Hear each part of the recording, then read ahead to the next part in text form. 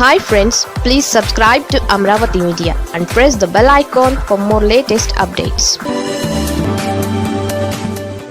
వల్లభనేని వంశీతో భేటీ, వంగవీటిపై చర్యలు ఉంటాయా? TDP senior నేత వంగవీటి రాధాతో వైసీపీ సీనియర్ నేత మాజీ ఎమ్మెల్యే వల్లభనేని వంశీ భేటీ అయ్యారు. వల్లభనేని వంశీ ముఖ్య అనుచరుడి ఇంటిలో శుభకార్యానికి ఆహ్వానించే నిమిత్తం వంగవీటి రాధ ఇంటికి వెళ్లడం తీవ్ర చర్చనీయాంశమైంది. ఇందుకు సంబంధించిన ఫోటోలు సోషల్ మీడియాలో విస్తృతంగా చక్కర్లు కొడుతున్నాయి. వైసీపీ నేతలతో తమ పార్టీ నాయకులు ఎవరైనా కలిస్తే టీడీపీ అధిష్టానం సీరియస్ అవుతున్న సంగతి తెలిసిందే. ఆ మధ్య ముద్రగడ పద్మనాభం సంస్మరణ సభలో Vijayawada central MLA TDP senior నేత బోండా ఉమా పాల్గొనడం, అంబటి రాంబాబుతో ఆత్మీయంగా మెలగడంపై వివాదం రాజుకుంది.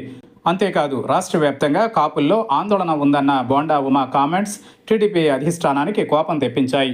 చివరికి బోండా ఉమా 3-man కమిటీ ఎదుట హాజరై వివరణ ఇచ్చుకోవాల్సి వచ్చింది. ఆ తర్వాత సీఎం చంద్రబాబుతో భేటీ అయ్యారు. అనంతరం టీడీపీ పెద్దల నెగిటివిటీ నుంచి బయటపడేందుకు ఉమా సర్కస్ ఫీట్లు వేయాల్సి వచ్చింది.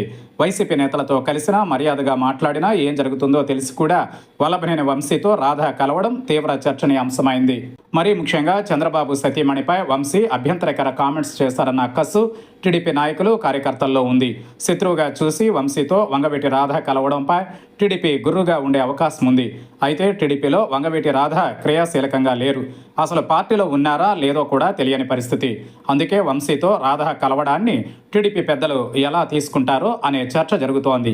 రాధకు ఎలాంటి పదవి ఇవ్వని నేపథ్యంలో ఆయన గురించి పట్టించుకోకపోవడమే మంచిదన్న ధోరణితో టీడీపీ అధిష్టానం వ్యవహరించొచ్చనే భావన ఉంది.